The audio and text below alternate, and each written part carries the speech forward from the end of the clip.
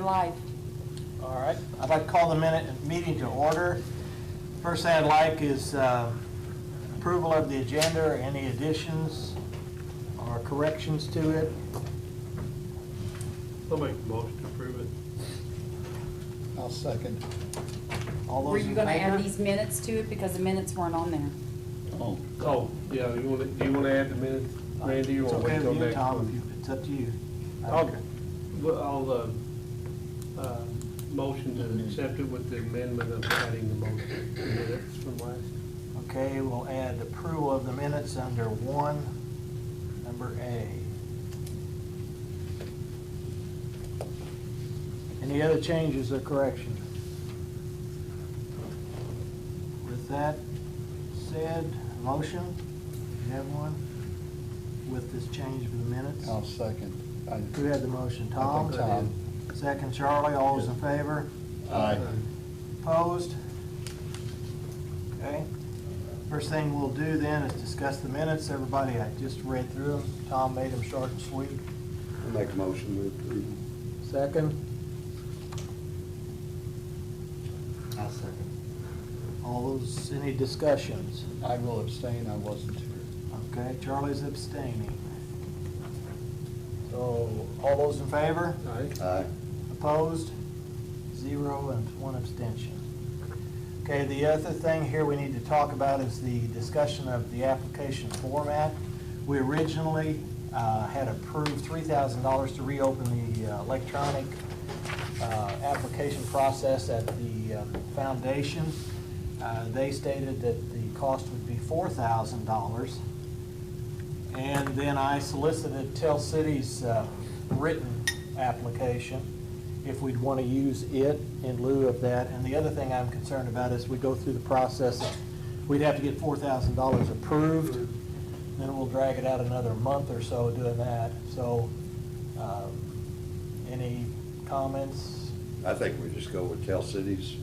I like it, Charter I've or, seen it, I think it's you know, a good form, they most did a great people- job on it, so. If we modify and put the, the requirements we were going to put on the electronic one about being a C3, C19, Right. Absolutely. and those things right at the top of it, and then modify it for county versus city. Can we also have a checkbox for infrastructure, government, whatever they're applying? Well, what they're going to do on that one, Charlie, is it's going to be small business, nonprofits, and mental health. Okay, That's what on that, that that's what that was. And then this one here now, we're into infrastructure, government, and schools, and we're listening to this one. So Okay. that would be open back up to that group. If they wanted to modify, their documents are still available electronically, so they can send us additional information if they'd like, and still use, so they don't have to duplicate everything that they did before. Okay, that's great. So, Yeah. Where would they pick them up? Make the motion. Pam, could we put something like that online where they could download it in a PDF off the county website or not? We can Or try. if not, Somebody they can help to do it. If not, we because- can make copies to the auditors. Tony, I don't know. I haven't worked much with that website. Teresa did all that. Okay, if we can't get them up electronically, then we'll make copies and they can pick up a paper copy at your office. Yep. One way or the other, so. Any other discussions? Do I have That's a a good motion? cost saving. Would you like a motion on that? Yes. I'll make a motion that we piggyback off the Tell Cities application. I'll second that. Okay, any other discussions? Hearing none, all those in favor? Aye. Opposed? Unanimous. Okay, When John, are we gonna try to get them up and running? that'll be the next question I should ask, shouldn't it? We originally were looking for the 14th. We're gonna have to push it back a week or so. I mean, what do we wanna add, a week, 10 days to both dates? I'd say add at least 10 days. Okay, if that works for everybody, we'll add 10 days 24th is to a it. Monday. Okay, 24th on Monday, you say? let's just start it on the 24th. And then whatever our time period was, we'll extend it on after that. So have it start on the 24th and then, I'm not sure exactly what we decided was the end date, but we'll look it up and add to it the same amount. Because we were at 14, now we're at 24, so we'll add to the finish date that they have to have them in, okay, Whatever you that want might be. November whatever that was. 7th is 2 weeks from the I 24th. think we gave them longer than 2 weeks, Okay. but I don't have that. I don't remember. I have to look it up in a I don't minute to think see it what we was. I thought it decided. was 2 weeks. Was it 2 weeks? It was the 14th or something. Was 14th was when we 14th was started? when we was That's gonna when it was reopen. supposed to be reopened, that's correct. No, it does say will be reopened with a deadline of October 14th. Yes. Okay, Oh, Yes. so 2 weeks? That's fine. Okay, we'll just do 2 Most weeks. people should be, Everybody should, most of them probably should have their, ready to fill in Yeah. the blocks. Okay, if everybody's comfortable, let's move on. We're using John's time up, and So I'm that gonna would run out of be, time. that would be November 7th, right? Is that what it is? that is, 14 days after the... At 5 PM like we normally did, or whatever? I think you do it at the last, I think the office closes at 4. 4, okay. So we always do that. Okay, John, I'm sorry. This took longer than I thought it would. Now, we're gonna go through this here. My intention is to, Make it your time. we'll not spend a lot of time on pleasantries, to try to get as much information as we possibly can in a short period of time. Those are copies. And, You bet, Dan, you thank don't you. have to stand for a minute. No, I didn't make enough copies because I didn't know how many were on your certification. So, I mean, I don't know how you want me to handle this, but I'm here representing 2 different groups, so I'll start with the first one. One is that you've already seen, which is the Schweitzer Fest. We understand that there was a change in the ability on the filing restrictions for government. As we went through the process. Yes, as we went through the process. We were determined that C3s and C19s were Yeah. the only one that applicable in yours. And I'm going to say this, I don't know why we're a 501c4, but we're actually going to change that now that we know this. So, For the next COVID. yeah, I guess. So what we're able to do, if it's satisfactory for you all, and I know you've gone through the award process once, we are actually an affiliation of the Tell City Historical Society. So we're actually filing from Schweitzer Fest through the Tell City Historical Society, which is a 501c3. They are a C3. They are a C3. And then the documents that I've given you, and I'm assuming I'll have to refill those out for the application process, is all of their credentials, their filings with the state, tax ID numbers, and so on and so forth, and as well as a note from Chris Kale, who is not the president, but he may be the president coming up of the Tell City Historical Society. He's on their board of directors. Mark was out of town, so I could not get Mark's signature. That's why I had to go that route. Okay, so I'm going to ask a question here. We deemed them not to be a 501c3 because we looked it up. We're a 501c4. Right, we deemed them, you not to be a C3 because we looked you up, not because they submitted. Do they have to go back through the whole thing? We were going to approve them if they were a C3, and if they were going through the Historical Society, I mean, I'm just asking the question. My initial thoughts, and I'm not a legal representative by any means, but if the Historical Society is a C3, they already proved to us they have a loss. I mean, that's, when you have the event Yeah. as they did, it's obvious. If Not I that- could avoid it, I wouldn't ask them to go back through that whole process. And if you want us to, well, I mean, it's you going to be the can, same but- documentation, I'm assuming. It's just I mean, perhaps if redundant. we had called them, they would have said, we Yeah. were through the Historical Society, but we didn't do that, we just looked it up. And what's interesting is nobody can figure out why we're not a 501c3, but I think when we originally filed that, that's what you filed under. Years and years ago. When- I know, I looked at that. When it was done. 67. Yeah, when it was Yeah, done. So, 67. anyway, so when Tony informed me of this, and we got to thinking about that, is because we are really a subversion of the Historical Society. That's where we came from. It just all matched up for us. So, we would just like to refile this under this Tell City Historical Society through Schweitzer Fest, which we have the deemed losses on for COVID. how difficult is it to fill the application out? Just, It'll take a while. Those things aren't fast. okay. They're not. We're in process, but you guys will be well done before we would get it back. What I would do. No, I mean the application. I don't know. Grant. Well, if it's close to the same application we have, I mean, we've got it. It's gonna be similar to Tell City. I don't think they should have to Okay. reply. But if we do, it's not a problem. Okay. It's not a I think problem. I think what we It'd be need in to best interest if they do, would. and I think once we get through this entire process, we're gonna have a list of Baker Tilly questions, and I think this is one. Okay. Perfect. And we'll submit them in writing, and they'll tell us to stay above board legally what we need to do. And what you need us to do, that's not a problem, because we've already got all the data points. So we've already done all the work. It's just a matter of filling out the Just application. change the name and use use that. That Could that would be. be my So- thinking of it, but. But whatever you need us to do, just let me know, because we don't want anybody to be in trouble. What you said. Yeah. Baker And Tilly. this will just be one of those simple questions, explaining their situation. Do they need to reapply, or, you know, is it okay Right. for us to accept it? We may have to issue the check in the name of the That's fine. Historical Society. That's perfectly fine, because we've already had those conversations, and that's perfectly fine. Okay. Yeah. All right. I don't know if you know this or not, but we actually do support them financially annually. We basically pay their utilities, or a big chunk of their utilities. So it's been that way since the beginning, as long as I've been around, 30-some plus years, so. Anyway, so it did make sense when Tony kind of informed me that there was a change with Baker Tilly, so that worked out pretty well. The other one I'm representing is the Redevelopment Commission, and this is actually a letter that was sent to this commission originally back in December of 2021, when this all was starting to happen. We're still requesting or asking for the same amount at this point in time, which is the $600,000 for our project, which is housing for the county, or the community, I should say. Since that letter was issued, we've come a long, long way, like a long, long way. We're actually in the phase right now of waiting for the state to approve our erosion control plan, which was submitted about 4 weeks ago. Gentleman's been on vacation for 2 weeks, so we're hoping within the next week or so that he gets through it, and whatever Kenny has to correct, we get corrected and we get that completed. Once that is completed, we're actually preparing ourselves right now to go out to bids for the initial dirt work, additional rough grading, utilities, and so on and so forth. We have been approved already for ARP funding from the city of Tell City, which will go specifically to the sewer utility development of the development. It'll pay for a big chunk of it, will not pay for all of it, though, we do know that. What kind of number would they? 150,000, yeah. Toward sewer, what was the total cost of sewer then? I mean, ballpark. We're still in engineering.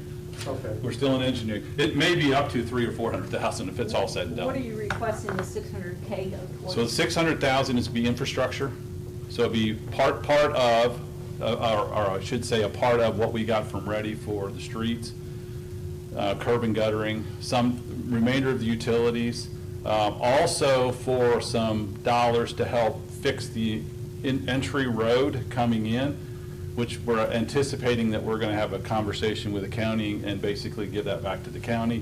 But we know we're going to have to do some fixing on that before they'll accept that.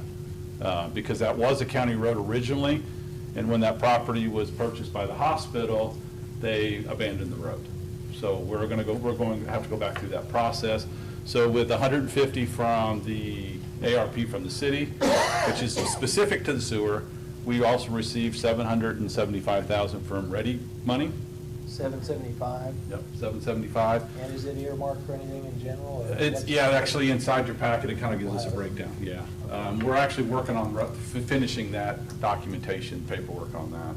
A lot of it, most of the whole project is infrastructure. Okay, so is there any restrictions on using any of this money for moving dirt and grading? No restrictions. So you can use the ready funds? Yes, we can use it for really all those things we described. It'd be utility, infrastructure, general grading work, as well as finish work on the curbs and streets. But I think we're going to be a little short, especially if we're looking for the infrastructure on the main road coming in. I know we're going to be well short. That's why we're holding our dollars asked for the 600,000. And I'm not so sure that's actually going to do it all because we don't have the numbers on that road yet. From our project standpoint, up to that road, we're about $200,000 to $300,000 short, depending on how these bids come in, according to our estimates. And they're estimates, they're budget numbers, they're not real numbers. We don't know until we start to bid this stuff out. Okay, so let's say, for instance, these numbers come in and they're $300,000. You just asked us for 300? If the whole, I think it's going to be more than that, but yeah, we would. We don't need any more than that, Randy. Just a question. Yeah, we don't need any more. So if it comes in, it is 300,000, and you said, okay, we'll give you up to 6, and it's 3, we don't need the other 300. Okay. We don't have anything to use it on. And then one other alternative that I can think of right now, with these money, the ARP funds have been converted into county dollars. Right. If we run into something that might be problematic in some form, like the road, if it's not titled specifically correctly, we could possibly secure it as a county road and then fix it or Yes. something with ARP funds. And our whole plans on all the streets and roads is to have them up to, actually better than normal, the specs that the county would require. You know, so what we're looking at on the actual streets, not just paving them, but we're gonna, if we're gonna go pave route, blacktop pave route, we're actually gonna put structure underneath it. There's a structure you can do to maintain or stabilize the soil. So long-term, we're trying to make sure that we do it right. We're actually looking at the numbers for concrete, which is kind of where I would rather go personally, because I think it's going to be a lot more stable, and I think it'd be less problems for the county down the road. If we've got the dollars and they're close, I think we'll have that conversation in our meeting, so. And I think you answered the question, and your intention is to give the road system to the Yes. county once this is. Once it's done, that's correct, that is correct. That is Could correct. I ask What's you a the total question? number of Because housing you're more up on this units you think it would infrastructure. be? It's about 29, it could be up to Does this fall 32, into that Sherry. category? Could be up to This- Up to 32. 32? Yeah, and We can easily fund infrastructure. so Water lines, there's sewer a lines, section in here fiber that we have optics, left those open at kind this of point. things. We're gonna Once eventually we put houses in that. Lay down area. Yeah, it's gonna be a laydown, so once we get done, so I'm guessing we could be up as many as 32 homes. So we can That's use always been my that. question. We're figuring it's gonna bring in about $5.6 million of property valuations back into the county, which will go straight back in, right into the coffers. Because there'll be no restrictions on this, because it's not a TIF district, it's none of that stuff. This is going right back So to the it. infrastructure, We trying to have read it. companies, They don't specifically, No, they that's- specifically eliminated roads at one. So we're working through all those rules now. they want the whole stuff. We're working through those. So there's been a lot of positive comments about it. And my budget numbers minus the road coming in is about $1.1 million. And Kenny's actually starting to do some preliminary planning on that road to see what it's gonna take us to do that. But I know we can't do it unless we're gonna have to get close to that 600,000, I think, to try to get it all. I just can't see it being any less than that at this point in the game. We've done a lot of work on it. It's come a long way, I think, in a relatively short period of time. And my plan, if we get the stuff back from the state, to hopefully be moving some dirt already this year. If not, it's gonna be Q1 of next year. I mean, we are that close. So you say the total project 1.1? 1.1 million. Okay, and if you get 775 ready money and 150. Yeah, we're about there, right? Minus the road. So that's why I'm asking for the The extra. 1.1 minus the road. Yeah, the road's not in that 1.1. Gotcha. Yeah, it's just in the subdivision itself. Okay. Because I don't really have, I can't give you a number on their road because I don't know. I don't know at this point. Okay. So, but my point to Randy is if we don't use it all, we're not gonna keep it. We're gonna give it back to you because we have nothing to use it for. If we don't get it, what it's gonna do is it's gonna put some pressure on some of our TIF dollars that come through.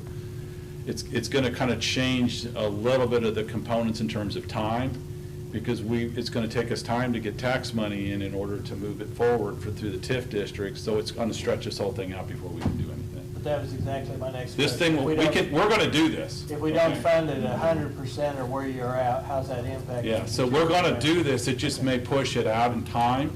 But you would be trying to pull off a TIF dollar. We would have to pull off a TIF dollars, and there's a lot of reasons we don't really wanna do that. Yeah. One, because it potentially could take some of these dollars that we had been using to help the school corporation out.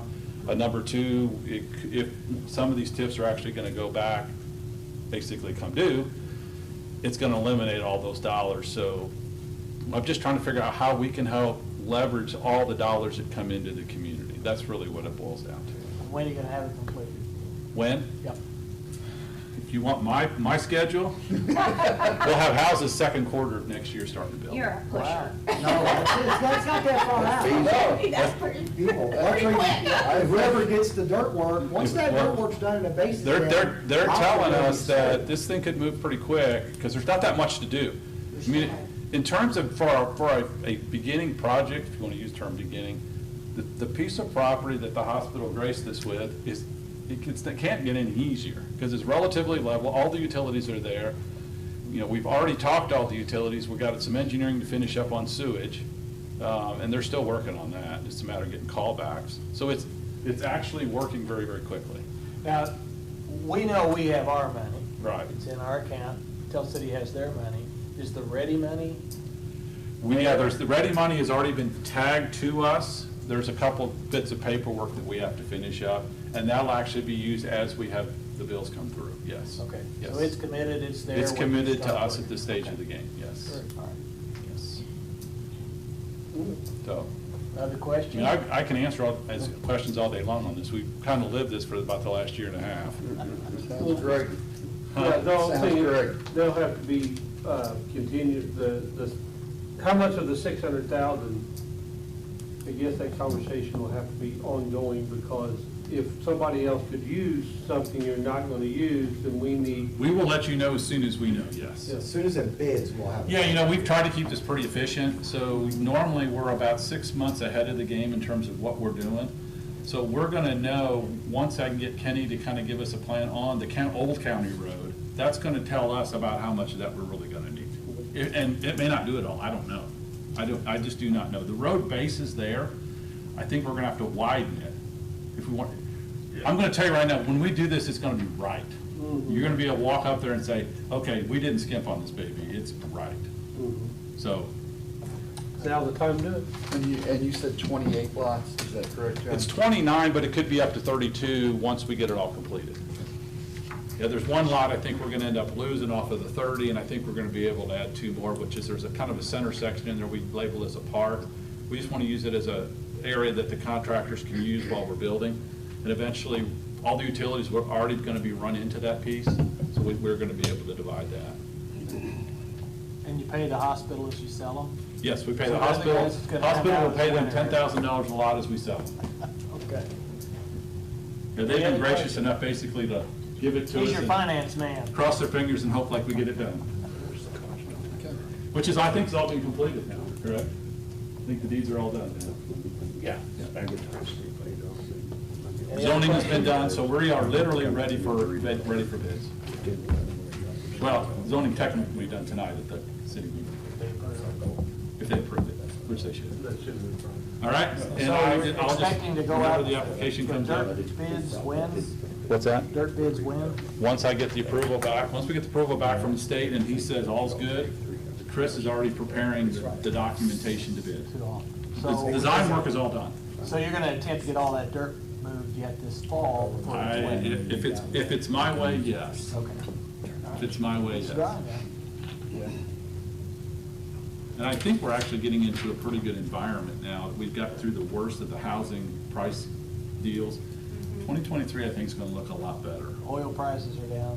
I think it's gonna be a lot more stable, I think. We're gonna get into some stability, it looks like, so. Okay. So thank you for your time. I will wait to hear what we have to do on Schweitzer Fest, and then I'm assuming we're gonna have to do the application on redevelopment. What we're doing right now, John, is Listening. collecting information, numbers and things like this. We don't have unlimited funding, so we just wanna gauge sentiment within the public as to what's out there, what's needed.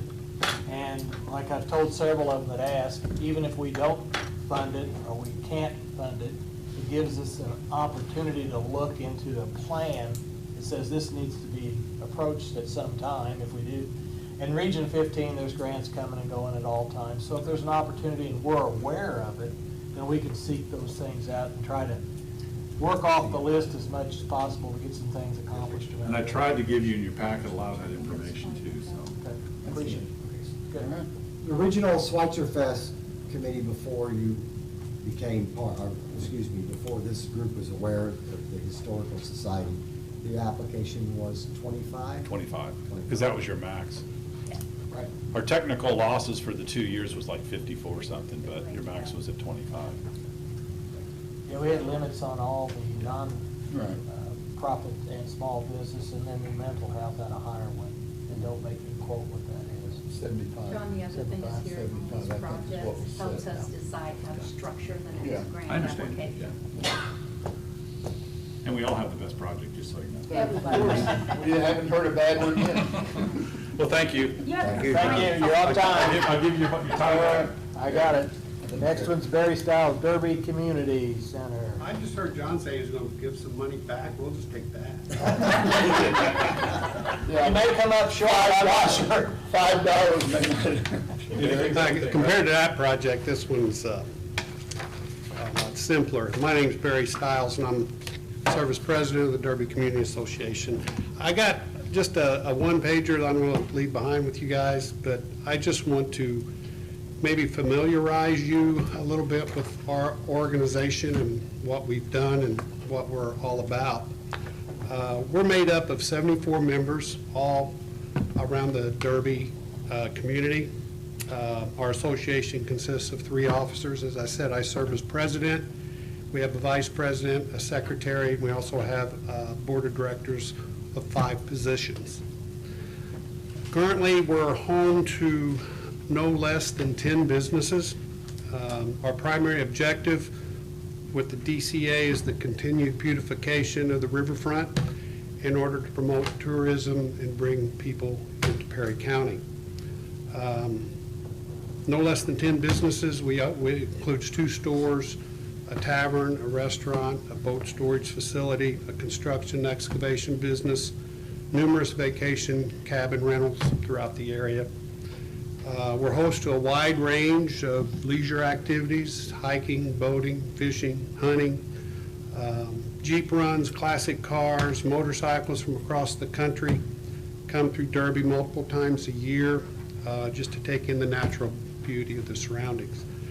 A brief history of recently completed community improvements that the DCA has totally funded, either through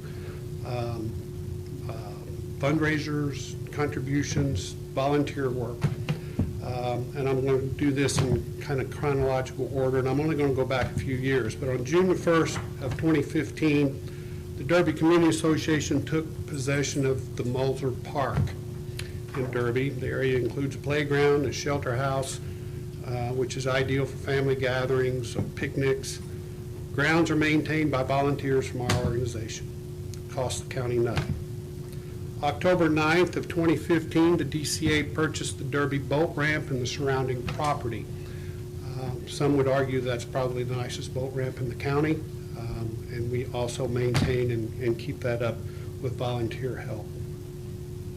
On March 29th of 2016, the Derby Community Center completed construction and now provides a beautiful venue for weddings, birthdays, bridal, baby showers, graduation parties, and family reunions. On May the 10th of 2017, we installed a state-of-the-art public address system at the community center. On June 18th of 2017, we completed the parking lot paving project at the community center. I think most of you have been out there, but it's just a very, very nice facility. All of our rentals, all of our organization, all of our managing of the properties is all done through volunteer help. June 14th of 2019, we completed the beautification project on the large mooring cell. I'm going to hand this out to you so I can more specifically describe what I'm talking about here. If you ever frequent Derby at all and go down to the community center and look out at the river, you will notice that there are what's called mooring cells out in the river. There's a total of 3 of them. There's 2 small ones and 1 large one. Basically, back when Mulzer crushed stone was in operation and they had their quarry in operation there, the barge would be moored at the concrete mooring station that's right there on the river, and then downriver from that is a small cell. I would guess that to be somewhere in the 20-foot diameter area. And that's where they would moor the front end of the barge. And then there's a large mooring cell in the middle. That is the cell that we beautified a couple of years back. And we've got a walkway leading to it. We've got a nice steel railing all the way around it. It's got decorative concrete on top, and they we have functions out there. We have different, people get married out there, there's just a really a nice addition to the community there. And then the second small mooring cell is downriver from that. So we've got 3 mooring cells. One is completed and beautified, and the other 2 are not. They have overgrowth growing out of the top. There are jagged edges around the top, and in spite of all the beautiful things that we have in Derby, those 2 things in our view are an eyesore. So I'll come back to the mooring cells in just a moment, but the current project that we have going on right now, and it's yet to be completed, it's actually yet to commence, it's supposed to start in the next couple of weeks, is a Derby boat dock / seawall that Furch Construction, we've contracted with Furch. They're going to begin construction on that in 2 weeks. Should happen right around mid-October. What that's going to entail is currently we have a rickety, I shouldn't say rickety, it's in pretty good shape, but it's a wooden boat dock that is roughly about 120, 125 linear feet. And it requires constant maintenance, constant upkeep. The river levels go up, go down, and it just plays havoc with that wooden dock. So we're going to tear that out. We're going to pull it completely out of the river, and we are going to, and Furch is going to bring sheet piling, and they're going to lay into the riverbed 145 linear feet of sheet piling. They're going to back that up with riprap so it fills in from behind, and we're going to top it with concrete. So what that's going to result in is 145 linear feet of boat docking area. Very appealing to the eye. It's going to be a very nice addition, infrastructural addition to our community. So that's set to begin mid-October. We hope to be completed with that project by the 1st of November. So what I've attempted to do here in the 15 minutes that I have is to kind of describe for you who we are, what we're doing, and what we have done over the last 10 years or so to beautify the area to help bring people into the Derby, Indiana area. We would like to apply for $50,000 to be used to complete the boat dock and also to beautify the remaining 2 mooring cells. And with that, I will entertain any questions that you may have.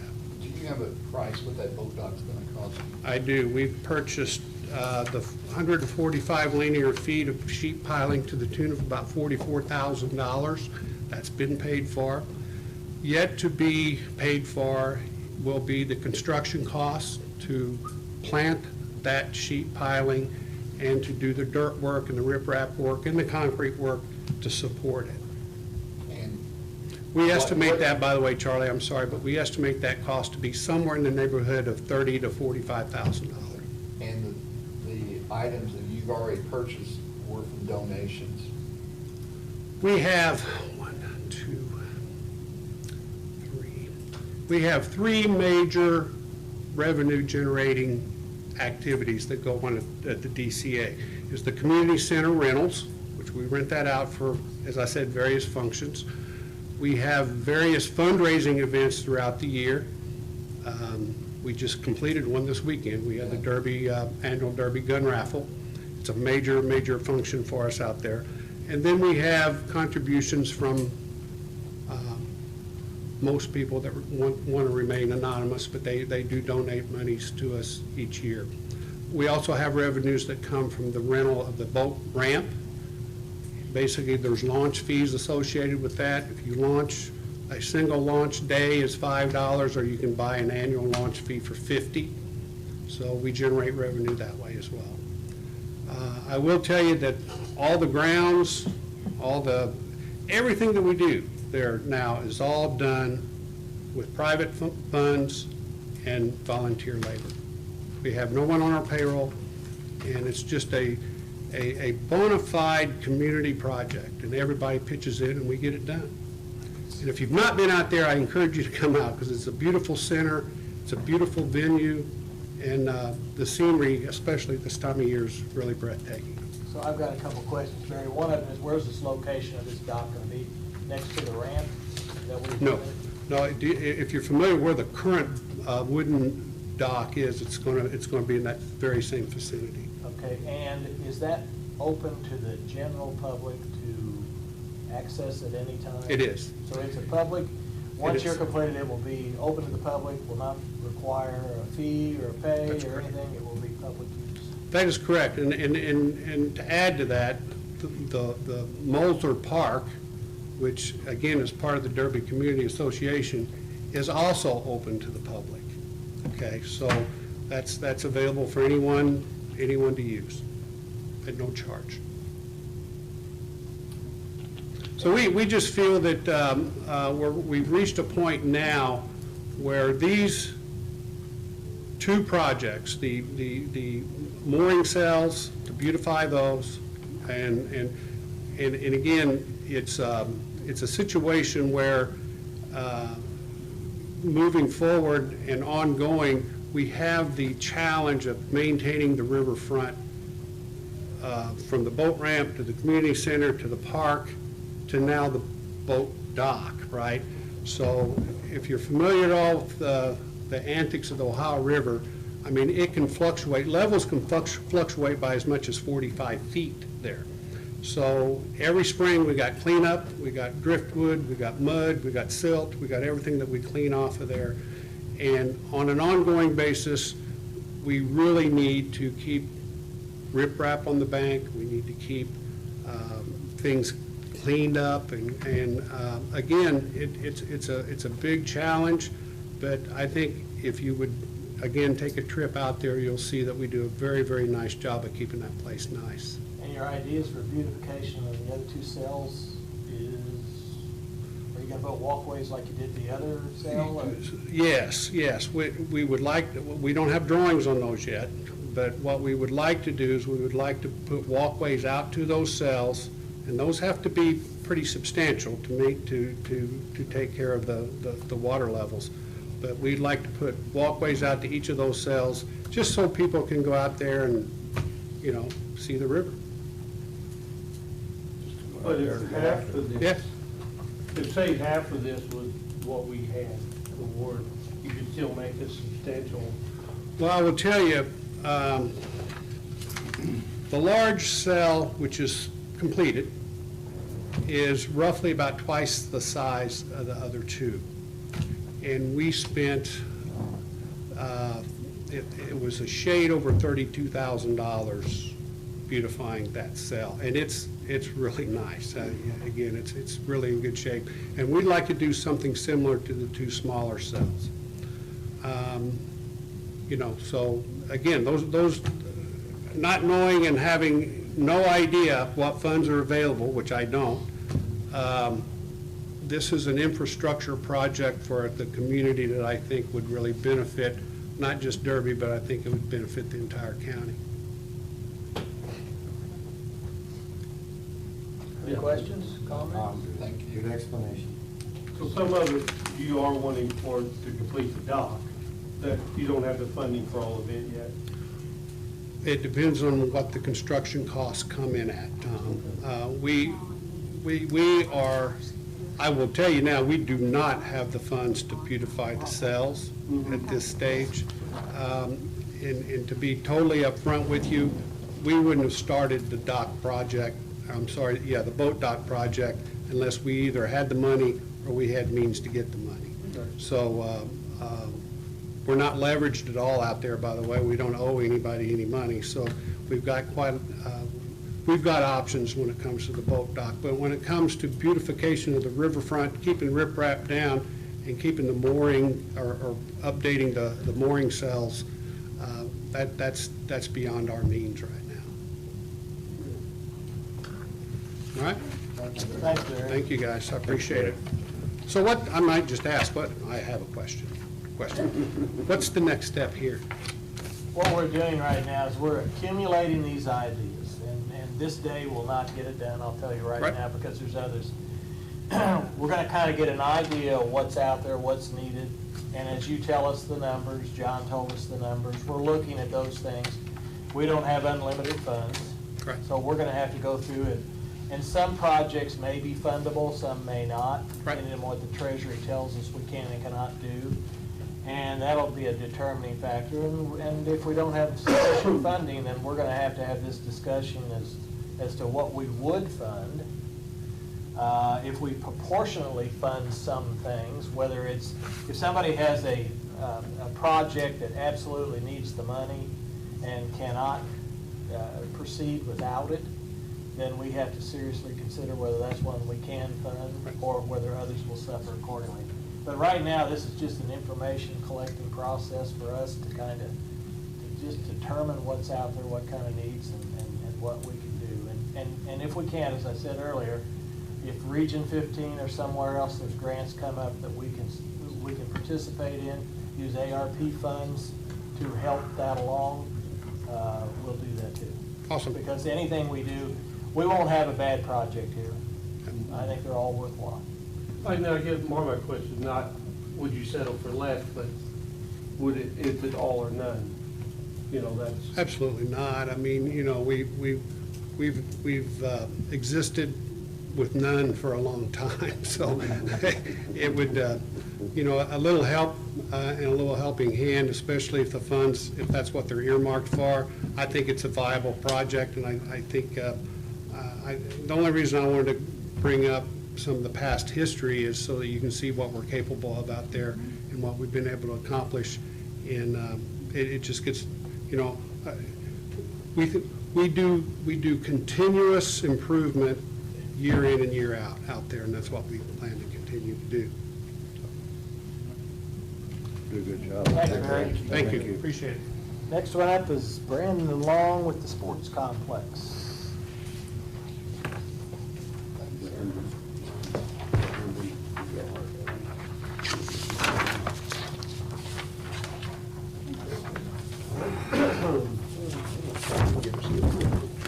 One more?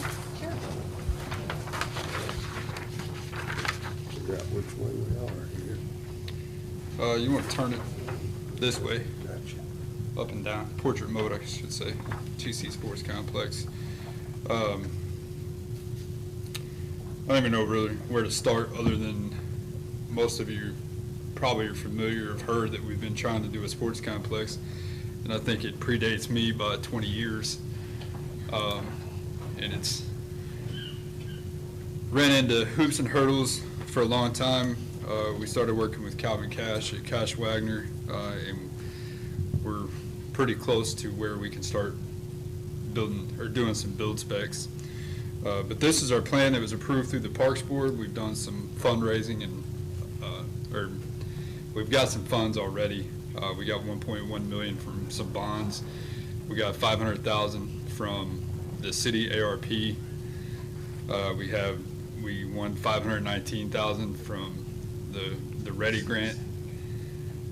So we're at 2.2 million so far. Budgetary numbers, we're probably looking about 8.5 to 10 million is what it's going to take to build the whole thing. But that doesn't mean that we have to do it all at once. We can do a phase 1 and phase 2 and possibly even a phase 3 if it needed to be. The more phases that it goes into, the more expensive it's going to be, because we're going to be moving dirt more than once. So ideally, we'd like to do the whole thing at once. And just to kind of break it down to you in the phases process of what we're looking at, if you look at the top, if you have it with TC Sports Complex at the top of your page here, you see Highway 37 at the top, State Road 37. So we're wanting to put a road following adjacent to the walking trail down to that first field, which is not labeled, but it's the biggest field there on the top left. That would be the adult field, co-ed, and women's league. Could be men's softball field too. I know Evanston has theirs. But it would have 88 parking spots that that sport's not going anywhere. It's been around for a long time. It's been moved around a couple times, but it's still going strong. In fact, there's 8 co-ed teams playing down at the old men's field down off 19th Street tonight, starting at 6 o'clock. So we wanted to build that road to come in, and part of the reason we want the road there is because of all the traffic on 19th Street right now, and we don't have enough parking in our current facility. So a lot of cars during the week, during rec league season, park up on 19th Street, causes traffic nightmares. So our plan is to try to get a main entrance up here off at 37. And I know the people that grew up around Perry County and Tell City, so rec league is probably still going to come in the other entrance. That entrance isn't going anywhere. But what we'd like to do is put a physical address to the sports complex and make the pin drop at the entrance up there at State Road 37. So if somebody Google Maps it from Jasper and wants to come to Tell City Sports Complex, that it'll bring them right there to that entrance instead of 19th Street. So moving along, we would cross the small culvert, which you can barely see. If you know where it is, you would recognize it there, but it's as soon as you leave that field and come to that small straight section before the next parking lot, there's a small culvert there. So we would cross that. Ideally, if we can do all the phases at once, we're going to have a road that goes around the whole sports complex, as you can see, with various parking spots in different locations. If we don't get enough of the money up front to do phase 1, that field 5 and those 92 parking spots right there would probably be in phase 2. Phase 1 would consist of the cloverleaf, as I call it, which are the bottom 4 fields, fields 1, 2, 3, and 4, and possibly field 5, depending on the money. And also the adult field at the top would also be part of phase 1. So no matter what, phase 1 would consist of a minimum of 5 fields, possibly 6, and phase 2 would either be the 5th field, or the 6th field, or it would be the all of the other 3 remaining fields. So a little history, very brief history, I guess, because I took over the women's softball league and the co-ed softball league 5 years ago. So I was more involved with the adult stuff than I was the kid stuff.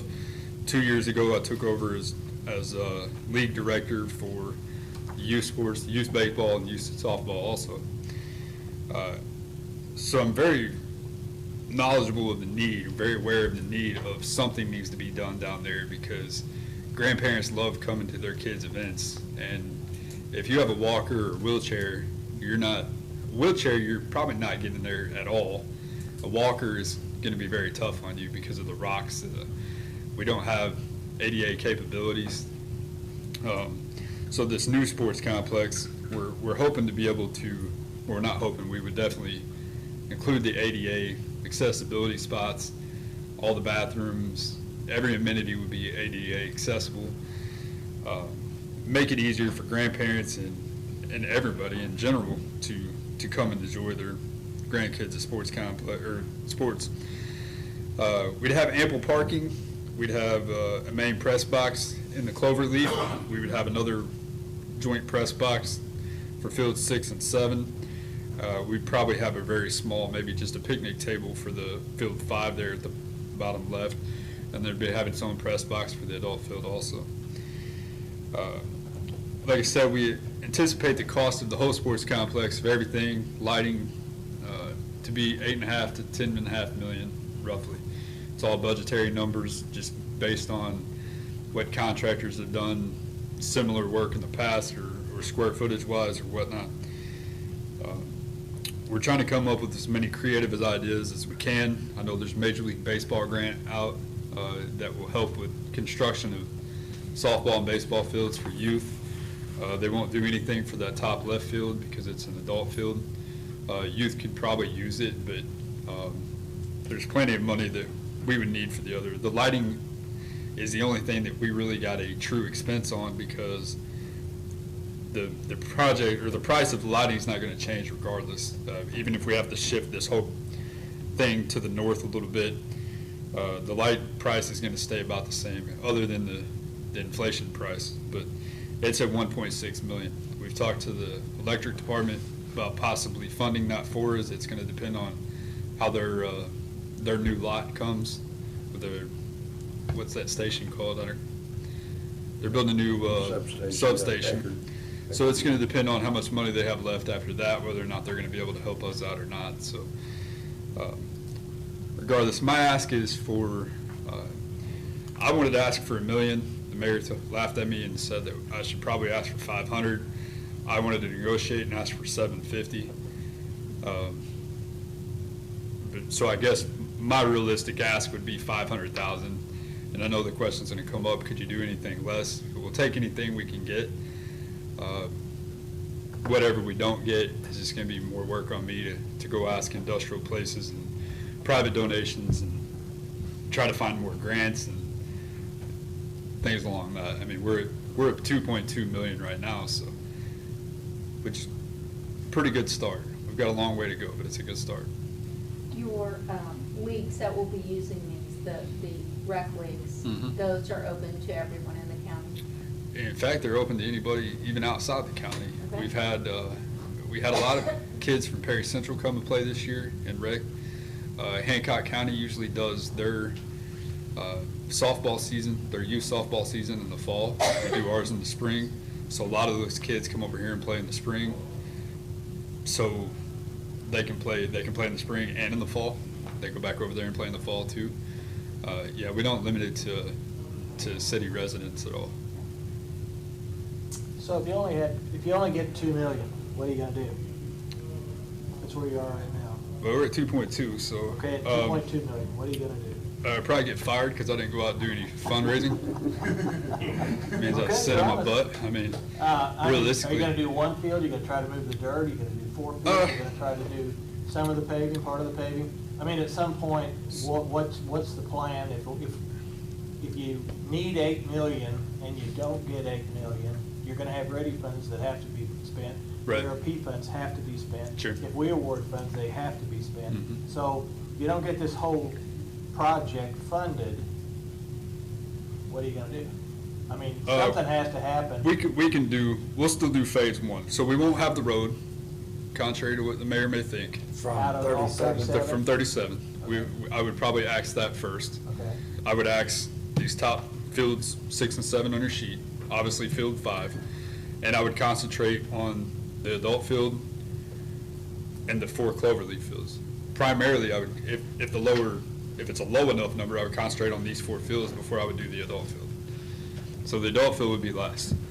So would you do, John was in here earlier talking about moving the dirt on his subdivision. Would that be a priority in the first one, or only just the area you're gonna put your fields into and leave the rest of it as is? So we would want to do all the dirt work at once, because if not, you're going to pay 30 to 40% more to move it the second time. So the cost, So $8 your million site to go up. development, is what you're saying, you'd rough the site in, irregardless whether you had the money to finish it, you would do Correct. that. Yeah, even if we only do the site development would be ready for all 8 fields.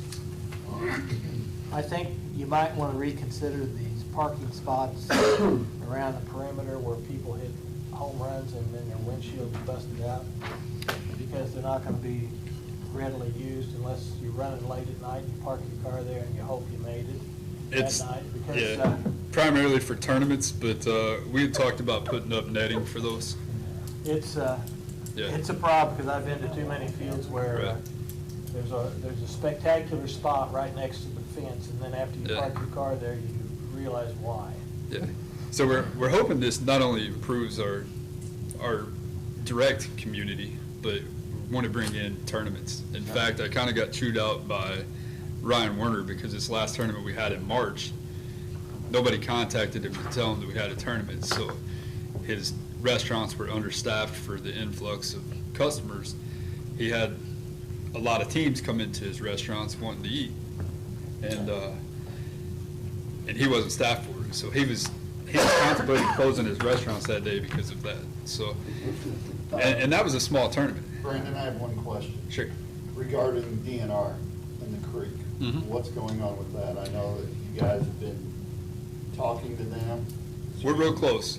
In a worst case scenario, we're just gonna have to shift it to the north or rotate it some.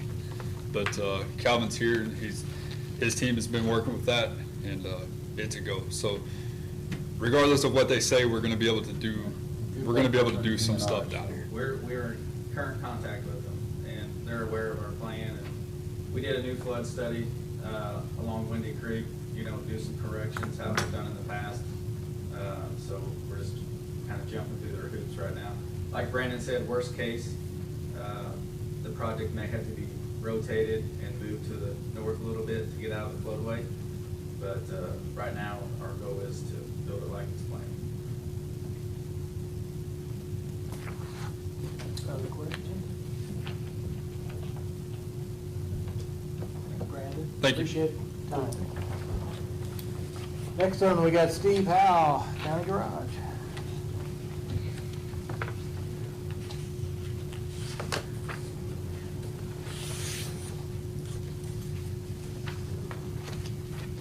What I was asking for was the money we were short 2 years during the COVID. Let me get my glasses out. From 2018 to 2019, we was 184,575.32 less. Hold on there, Steve. What was that again? 184,575.32.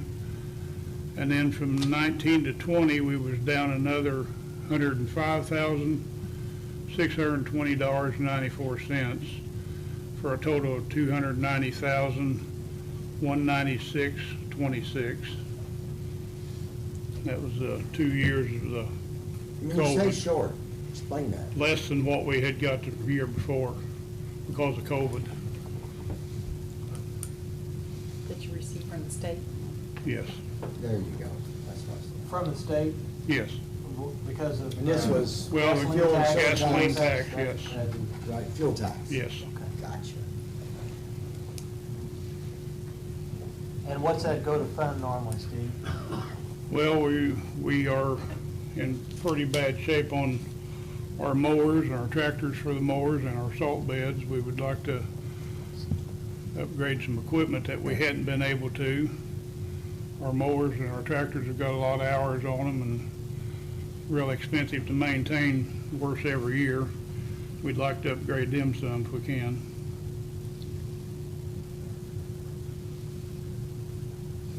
Of course, our salt beds are, we haven't got any new salt beds in a long time, and they're in pretty bad shape too. The money that come in normally through the gasoline tax, is there restrictions on that, what you can spend it on? Well, we have to spend, now with this new restricted budget, we have to spend 50% or more on construction, reconstruction, or, I forgot what the third, it's not maintenance, upkeep, I guess is what it's called.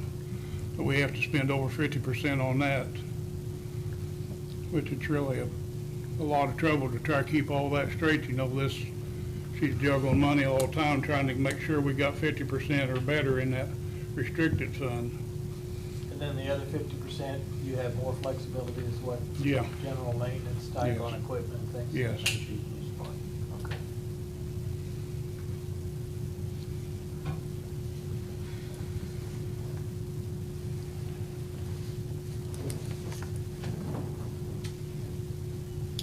So, just so I have an understanding, when you are budgeting for equipment, your yearly budget, your county budget that you submit to the council, Yeah. do you project what you think based on the previous year, what your fuel and your road taxes brings in from the state to dedicate that for equipment every year? We don't have any certain amount we dedicate to equipment. It depends, our budget changes a lot, depending on a lot of different things, the winter and how bad a winter we have and how much we have to repair equipment. But we try to put 70,000 to maybe 150,000 for new equipment. And try to do that in every Yeah. budget. So that money that we're talking about now would have been budgeted, but then your receipts, your disbursement from the state didn't meet what you had budgeted. Right.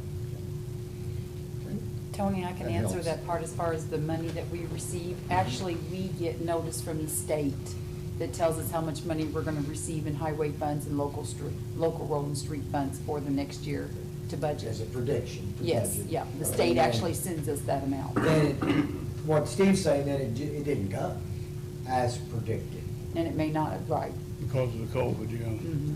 Yeah, the state gives us the funding amounts. So to budget Pam, for. are you- How do we pull this number out of Yeah, our hat? they give us But the you number for budgeted them. for it Mhm. from the previous years. Yeah, they give us the budget numbers. Do they fund a year behind? Is that how they do it, or is it in a current year? I'd say it's a year behind. So you don't see these losses until Right, Yeah. until you're receiving the money that comes next in. year?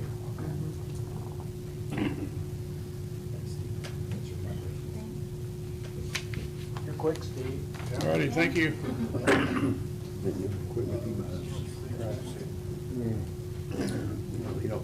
I don't either. Canada School Corporation. J.C. or Brian's even one. Brian Garrett. I spoke to Brian this morning. I asked what this was about because I didn't know. And he said that they would be here. Well, let's just jump if you're ready.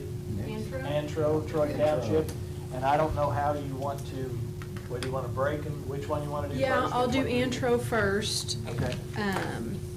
I'm Jackie Hilgartner. I am the general manager at Antro Water Authority.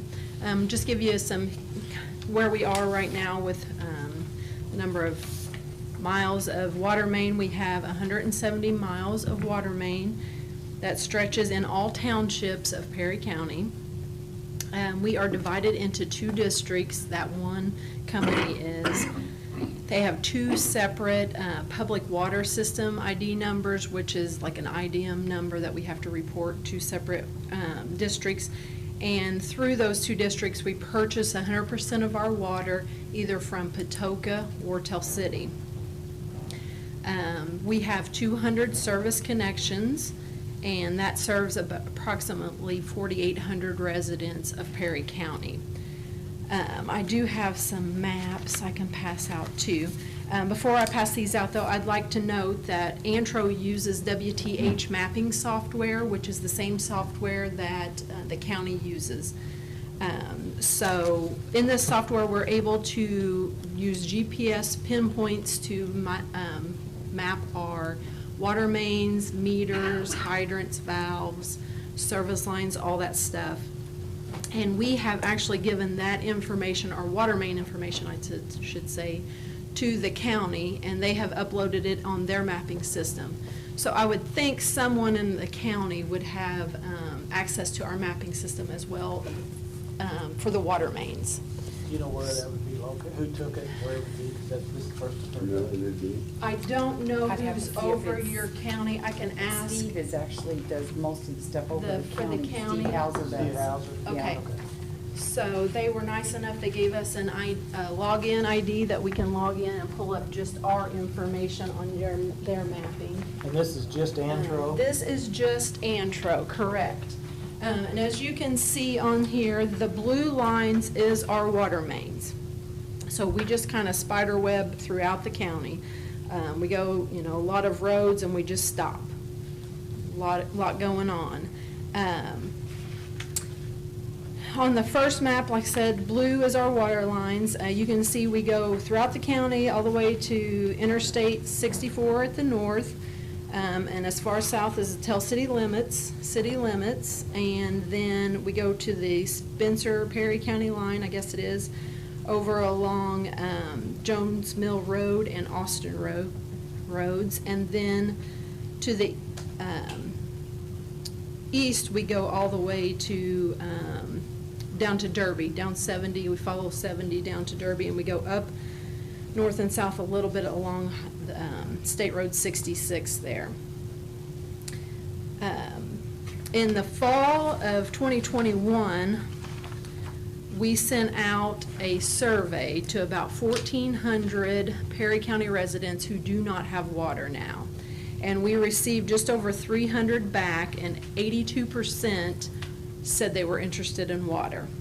So what we wanted to do, I needed a way to track those responses. So on your next page of the mapping, I've added a layer to our mapping system that has all the green dots are the yes, we want water. So Well, that which- just. Which green dot map are we looking at now? Page 2. Page 2, okay. Yeah. And these have all been solicited? They've responded to my survey. They could either respond by internet or we mailed out a flyer. And we had a lot mailed Did you back get in. a income? No. Because I know a lot of the Okra grants are restricted due to the income of the family. Yeah, and I've heard in our area, we typically are not eligible for Okra grants. Okay. I have not looked into that, but that's what they have told me in the past. I did meet with a guy from the USDA, and he kind of led to that as well, that we probably would not qualify for Okra grants. Okay. All right. What's the total number that said yes? We had around 300 residents. Did 300 Households respond? no, we had more respond, there you go. but 300 yeses, yeah. You Yeah. sent out 1,100. 1,400. 1,400. Yeah, 300 are and good. honestly, a lot of those came back because there's a lot of people that own property, and we didn't have their mailing address. We just had the property address. So we got a few hundred back, I would say, that didn't make it to anyone. But still, I felt like we had a pretty good response from a survey that we just sent out. So I needed a way to track it, so that's when we came up with, let's add a layer to our mapping. Now we're able to pull up where our water mains are, and we can get a visual of how close we are to some of these survey responses. Then the next, I think it's about 7 pages, all I did was try to zoom in more on each township, just to give you a better visual. In Clark Township, we heard from Catnip Road, Cedar Road, Blue Ridge Road, and Canada Road. Oil Township, we heard from St. Croix Road, Orchid Road, and Odell Road. We heard from more from these areas, but these were the larger hits. Yeah, sure. Is each dot mean a home? Means a home, there is an address for that And home. they want to have service? And they have sent in a yes, their service.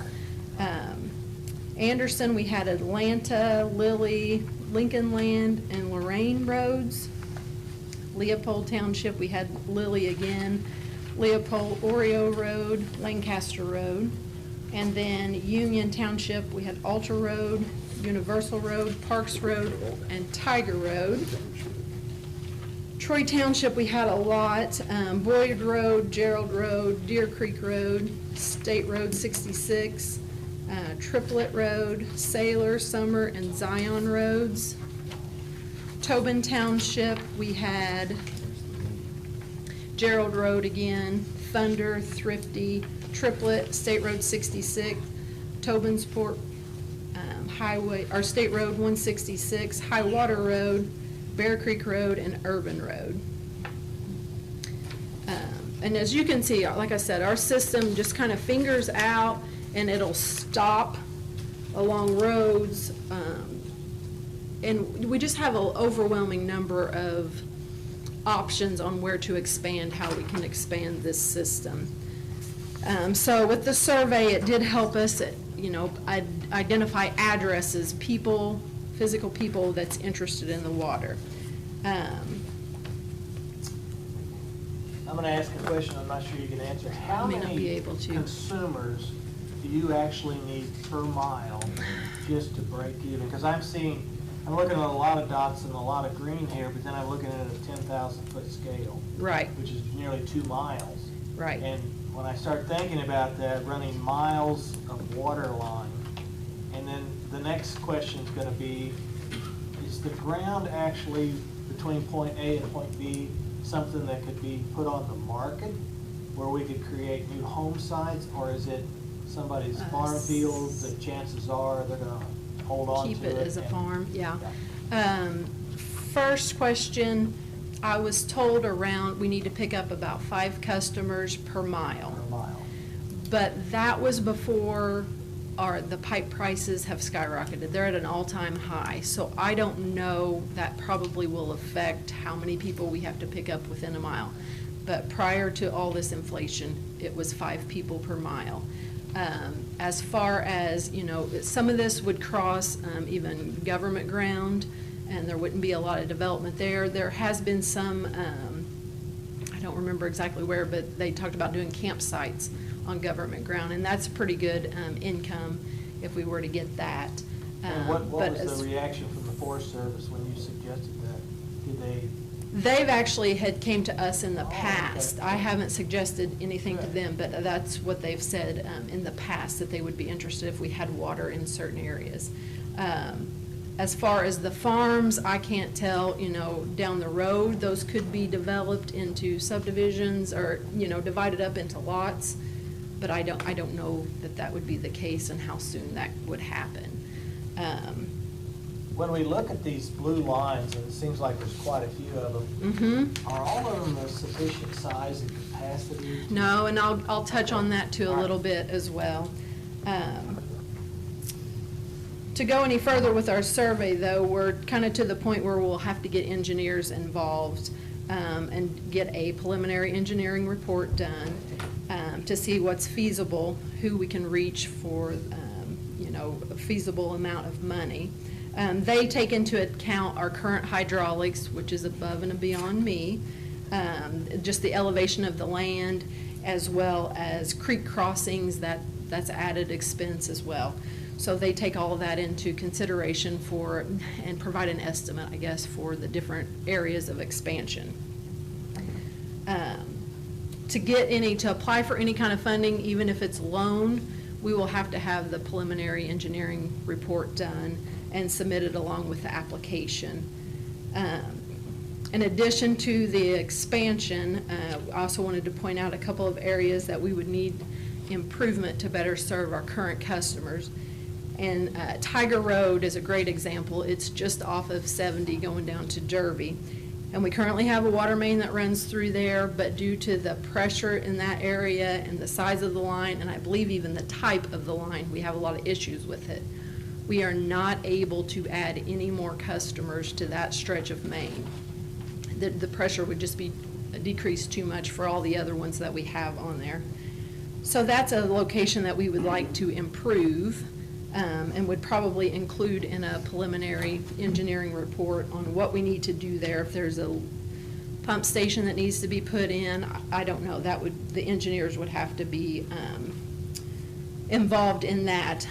But I know we have turned down several new homes along that stretch of road because we can't add them on, which is very frustrating to the customer because we may have a water line that goes right through their front yard, but we can't add them. It's frustrating to us as well.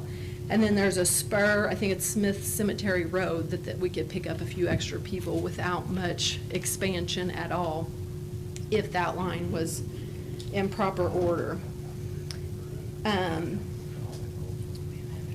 Okay, like I mentioned earlier, we have 2 districts, we have 2 suppliers.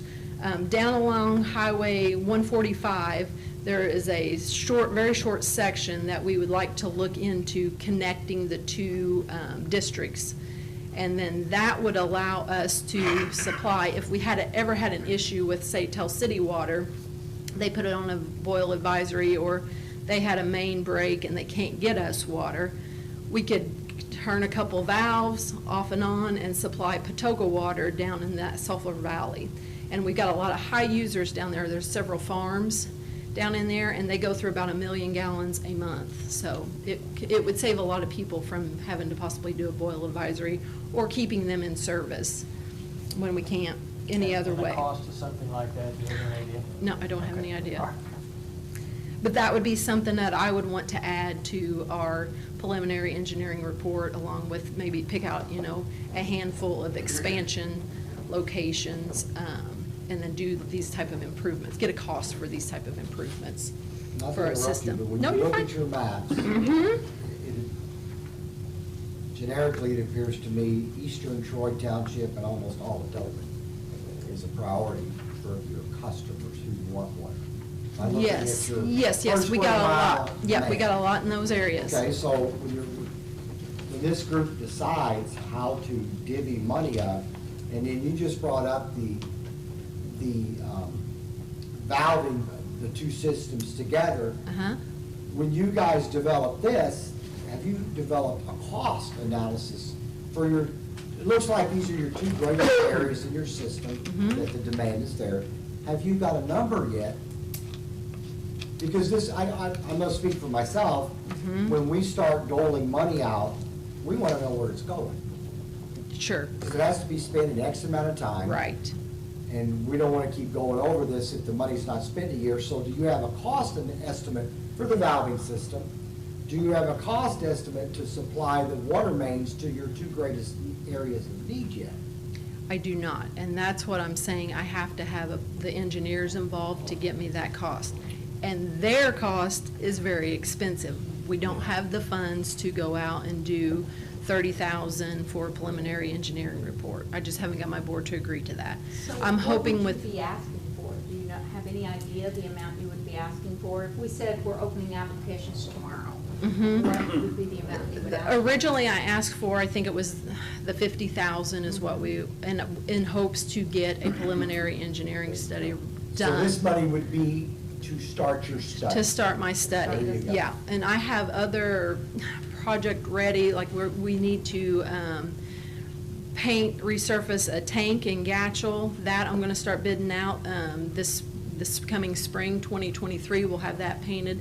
So I've got little projects that, you know, if allowed, I could allocate the money toward, if I was able to get more than I needed for the preliminary engineering study. But the big project, the big money, there's money available, but there's not money available to get the studies to apply for the big money. Correct. Not that I've found. I've Okay, not. what kind of big money's out there, and what, who's Well, providing it? my understanding, I've talked to my engineering group, and I would apply for this coming spring, the Indiana Finance Authority's funding. So it'd be a loan? And it could be. What they do is they look at where you are, where your rates would be, and they have some kind of state, I don't know, some kind of window that they want your water rates in. And then based on where you would be, based on how much funding you need, they would allocate grant money, if they had it, to keep those rates at within a certain window. Is it income-based at all? Or? I don't believe that would be income-based. I think it's more rate-based, where, you know, if you have to borrow $3 million and you're only putting on so many new customers, what would their rates be to pay that over the term of the loan? And if that's too high, then they start bringing in grant money. So let's say, for If instance, it's feasible. We funded $50,000 study. And you found that you had an area where you have 5 customers per mile. And your engineering, you could build it as a normal setup as you had in the past. Is your board on board to borrow the money, push it out, and get it completed? I think they are. I think my board is open to expansion. See, because one of our challenges, at least in my opinion, is we want to make this money make a significant difference Sure. if we possibly can. This Sure. is kind of a one-time deal, and we're just very cautious that we put it into something that pays a dividend for not just your group, but our entire county. And Right. open the area, whether it's for additional residents or Right. pleasure or what, so that we can make a difference in this county. Right. That's- I totally understand that. And I can, you know, I can't say with the way prices are on pipes, and they say they even struggle to get some of the certain grade of pipe, that any of this will be even feasible to do. It may be we need 10 customers that we have to pick up per mile nowadays, and we don't have it out there. Now, what I have not done yet, and probably my next step is, when I identify these, you know, that we have 5 or close to 5 residents that will pick up within a mile, identify what properties are between them that I've not heard from, and maybe physically go out and ask where I can get closer to a 10 number. I look to do that too, before I decide on where expansion would be. I've got one question, and it's not the solution I would like to have. But is there a place right now, unless I'm mistaken, anyone who hauls water has to come into Tell City, Troy, along the river here. I'm not sure whether Campbell has a facility or not, but to get their water and to drive it back into the county. Is it possible to install some type of a system closer to these underserved areas or so that they could cut 10 miles off their trip or 12 miles off their trip? You mean a tank filling station? Yeah, Water tank filling sales. station. I've not looked into the cost of anything like I'm just thinking some way so that. that the guy doesn't have to drive Cut Tobin's miles off. Court all the way back down to the lower part here. Yeah, All water Derby, that distance. Derby would be a good place for one. What- My problem there would probably be the water pressure that we have at Derby. It's really high.